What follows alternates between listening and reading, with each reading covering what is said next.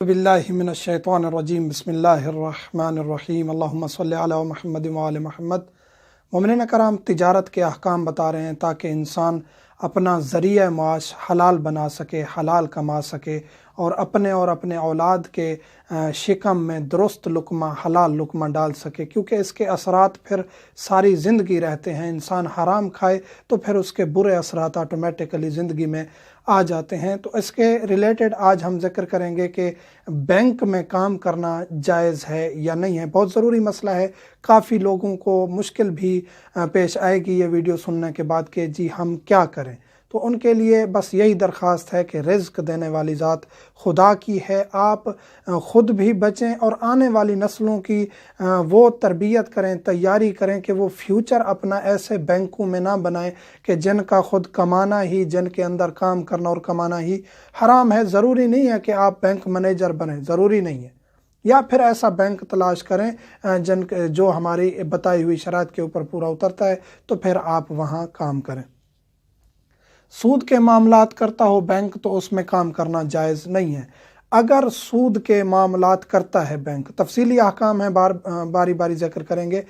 मसलन एक बैंक है, तकरीबन बैंक्स अक्सर जो हैं आजकल यही काम करते हैं, पैसा देते हैं, कर्ज पर लोग लेने आते हैं, लोन अप्रूव करने वाला, देने वाला, उठा के देने वाला, सारे जो हैं वो सूद में मुलव्वस होते हैं, लेने वाला भी, देने वाला भी, और वो सारा काम करने वाला, मसलन के कैशियर है, बैंक मैनेजर है, ये सब मुलव्वस हैं सूद देने में। तो ऐसा काम करना जायज़ नहीं है, आपकी वो कमाई हराम है, क्योंकि आप सूद दे के वो कमाई, आपको बैंक तनख्वाह ही इसी चीज़ की देता है कि आप ये मामलात करें, हमें इतना पैसा कमा कर दें।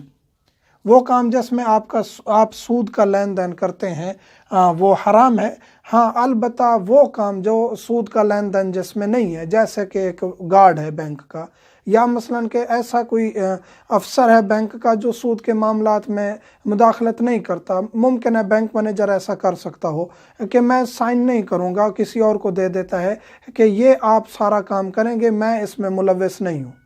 पॉसिबल अगर ऐसा है तो फिर आप जो है बच सकते हैं। लेकिन अगर आप ही की मोहर और आप ही के साइन वहाँ भी हो रहे हैं, तो फिर मतलब यह है कि आप उसी चीज़ की तनख्वाह ले रहे हैं, आपके लिए जायज़ नहीं है। फिर ऐसा काम तलाश कीजिए जो सूद में ना हो।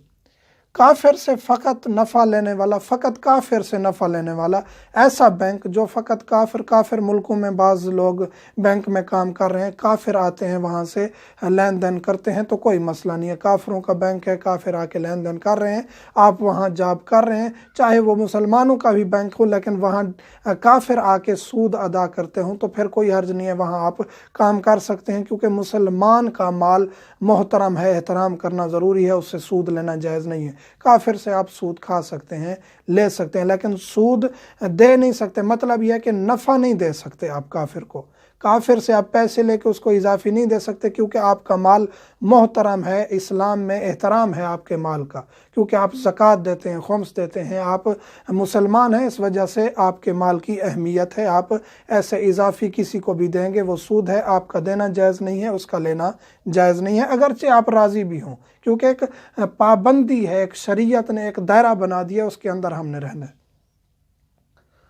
जो खा चुके हैं, इल्म नहीं था तो गुनाहगार नहीं है। बाज़ कहेंगे कि जी हम काम करते रहे हैं इतना अरसा, या मेरा वालिद इतना अरसा काम करता रहा है और उन्होंने कमाया है, उनको मसले का इल्म नहीं था, तो अब जो है क्या करें, और वो खा पी चुके हैं हम, तो अब हमारे ऊपर गुनाह है जो हमने खाया पिया है और पहले कमाया था। तो क्योंकि मसले का इल्म नहीं था, अब जब मसले का इल्म हो गया तो आपके लिए वो हराम है, वो काम करना भी, वो कमाई खाना। जो पहले खा चुके हैं उसमें आप गुनाहगार नहीं हैं, क्योंकि आपको मसले का इल्म नहीं था, और शरीयत में इतनी तकलीफ़ नहीं है कि इंसान को इल्म ही ना हो और शरीयत उसको गुनाहगार करार दे।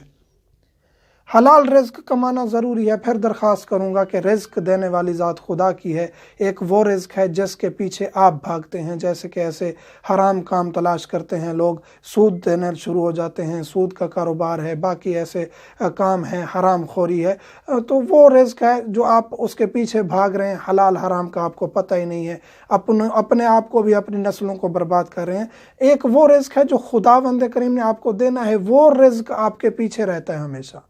اگر آپ کسی اور کے پیچھے بھاگ رہے ہیں اور وہ رزق آپ کے پیچھے چلتا رہے، وہ بھی نہیں ملے گا اور آپ اگلے کو حاصل بھی کر لیں گے رزق کو، تو وہ آپ کے لیے حرام ہوگا جس کے پیچھے آپ بھاگ رہے ہیں۔ تو اسی چیز کو سلیکٹ کریں جو شریعت کے دائرے میں ہے، جو خدا نے آپ کے لیے لکھا ہے وہی آپ کے لیے بہتر ہے۔ آپ کہیں کہ جی میں نے محنت کی ہے، میری ڈگریاں کس کام کی، میرا فلاں کس کام کا، یہی ڈگریاں ممکن ہے آپ کی کسی اور شعبے میں کام آ جائیں، لیکن آپ ایسا کام نہ کریں جس میں سود کا لین دین ہو۔ کافی لوگوں کو مشکل ہوگی کہ ہم کام کر رہے ہیں جی کیسے چھوڑیں۔ آپ جلد از جلد اپنا کوئی اور راستہ اختیار کریں۔